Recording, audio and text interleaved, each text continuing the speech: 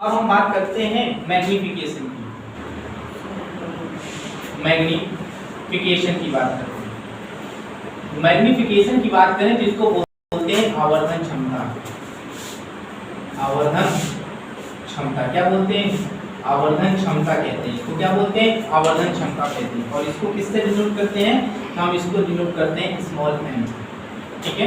आवर्धन क्षमता की अगर हम बात करें तो यहाँ पर एक चीज देखेंगे कि हाइट ऑफ इमेज अपॉन में हाइट ऑफ, इसके लिए अगर हम बात करें तो भैया ये किसी के लिए भी हमारा यही फॉर्मूला बनने वाला है आवर्धन क्षमता की, कि जो प्रतिबिंब की ऊंचाई होगी बटा जो हमारी वस्तु की ऑब्जेक्ट की क्या हो जाएगी? ऊंचाई हो जाएगी। ठीक है। कैसे? मतलब हमने बताया था कि जब समतल दर्पण की अगर हम बात करते हैं तो समतल दर्पण की बात करते हैं तो समतल दर्पण में जितना आदमी की होगी उसका प्रतिबिंब भी उतने ही ऊंचाई का बनेगा।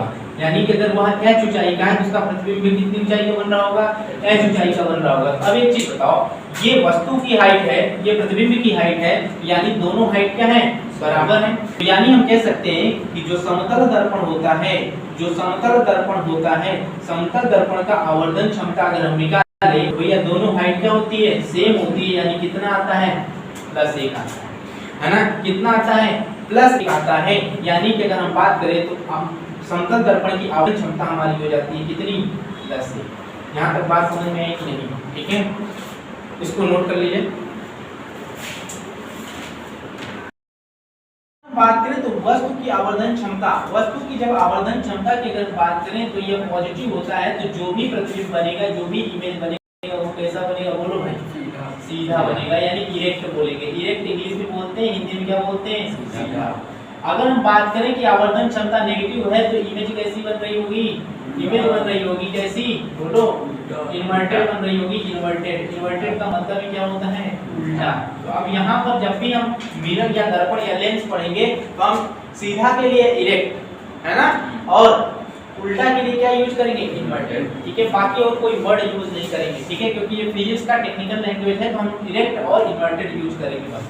सेकंड चीज हमने ये कहा कि वस्तु का जो आवर्धन क्षमता है वो 1 के बराबर भी होती है, वस्तु की आवर्धन क्षमता 1 से बड़ी भी होती है, वस्तु की आवर्धन क्षमता 1 से छोटी भी होती है। हम प्रूफ करने जा रहे हैं। तो यहाँ पर आप देखिएगा ध्यान से, यहाँ पर आप ध्यान से देखिएगा, मैंने यहाँ पर लिखा हुआ है क्या कि मैग्नीफिकेशन का फार्मूला होता है इमेज की हाइट बटे क्या है ये जो है यहाँ पर अगर हम लिखें तो ये हो जाएगा प्रतिबिंब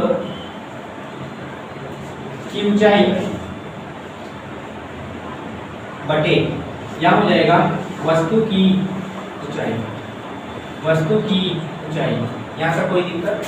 प्रतिबिंब की ऊंचाई बटे वस्तु की ऊंचाई। अब ध्यान से देखिएगा, प्रतिबिंब की ऊंचाई बटे वस्तु की ऊंचाई अगर हम बात करें तो ये मैग्नीफिकेशन है, हाइट ऑफ इमेज अपॉन में हाइट ऑफ ऑब्जेक्ट। देखो मैंने अगर समतल दर्पण की बात की है तो समतल दर्पण में मैंने एक पॉइंट लिखाया था कि जितनी वस्तु की हाइट होगी उतनी ही प्रतिबिंब की क्या होगी? ऊंचाई होगी। तो ऊंचाई होगी तो अब एक चीज बताओ, जब हमारा इमेज अगर इसको मान लें कि भैया ये 10 मीटर है, कोई भी व्यक्ति वो 10 मीटर लंबा है तो उसका प्रतिबिंब कितना लंबा बन रहा होगा? 10 मीटर लंबा बन रहा होगा। तो हम फार्मूला लगाएंगे प्रतिबिंब की ऊंचाई बटे वस्तु की ऊंचाई। तो इसकी भी 10 मीटर, इसकी भी 10 मीटर, यानी कि हम कह सकते हैं कि भैया कितनी आवर्धन क्षमता आई? 1 आई। तो यानी कि हम कह सकते हैं कि वस्तु का जो प्रतिबिंब बनेगा, ये प्रतिबिंब जो बनेगा यहाँ पर क्या हो जाएगा? वस्तु से बड़ा होगा, छोटा होगा या बराबर होगा? है ना? तो वस्तु का प्रतिबिंब जो बनेगा वस्तु के ऊंचाई के बराबर होगा। यहाँ तक बात समझ में आई कि नहीं?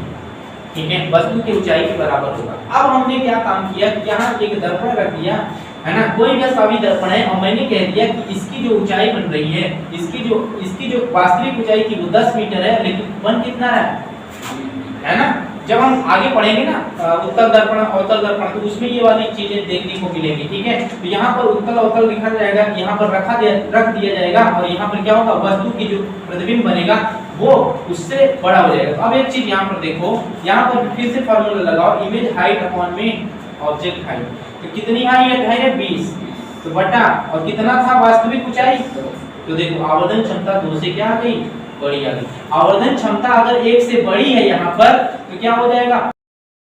वो बनेगा वस्तु का प्रतिबिंब जो बनेगा उसकी ऊंचाई क्या हो जाएगी? वस्तु के यहाँ पर भी, यहाँ पर वस्तु के प्रतिबिंब की ऊंचाई क्या होगी? वस्तु की ऊंचाई से बड़ी हो जाएगी, वस्तु की ऊंचाई से बड़ी हो जाएगी। ठीक है, यहाँ तक बात समझ में आई। आगे हम देखेंगे जब वस्तु का जो आवर्धन क्षमता है वो 1 से छोटा हो जाए तो क्या हो जाएगा। 1 से जब छोटा हो जाएगा तो इसका मतलब हाइट अगर 10 मीटर है तो ये हाइट कितने मान लो बना 5 मीटर। तो अब यहाँ पर अगर लगाओगे तो h ऑब्जेक्ट तो ये हो जाएगा कितना भैया 5/10। तो आप देखो ये क्या हो जाएगा 1/2 जो कितना है 0.5। तो ये क्या हो गया 1 से छोटा आ गया। तो 1 से छोटे में क्या बनेगा, वस्तु के प्रतिबिंब की ऊंचाई वस्तु की ऊंचाई से क्या होगी, छोटी बनेगी। आज हम कितना टॉपिक समझ में आया। ठीक है, तो वस्तु की जो प्रतिबिंब की ऊंचाई वस्तु के बराबर, अगर आप जो वस्तु की ऊंचाई है अगर उसकी ऊंचाई प्रतिबिंब के बराबर चाहते हो तो उसका मैग्नीफिकेशन कितना होगा, 1 होगा। अगर वस्तु की ऊंचाई बड़ी चाहते हो और प्रतिबिंब की ऊंचाई छोटी चाहते हो तो मैग्नीफिकेशन क्या होगा, 1 से छोटा होगा। समझ पाए कि नहीं, बोलो समझ आ रहा है। ठीक है, और अगर हम कहें कि वस्तु की ऊंचाई जो है प्रतिबिंब की ऊंचाई वस्तु की ऊंचाई से क्या हो जाए, बड़ी हो जाए, तो उस टाइम पर आवर्धन क्षमता क्या हो जाएगी, 1 से बड़ी हो जाएगी। 1 से बड़ी, 1 से छोटी और वस्तु के बराबर। समझ पाए कि नहीं। इसमें क्या हो जाएगा, प्रतिबिंब की ऊंचाई क्या हो जाएगी, छोटी हो जाएगी। इसमें प्रतिबिंब की ऊंचाई क्या हो जाएगी, बड़ी हो जाएगी। इसमें प्रतिबिंब की ऊंचाई क्या हो जाएगी, वस्तु के बराबर। यहाँ तक बात समझ में आई। ठीक है,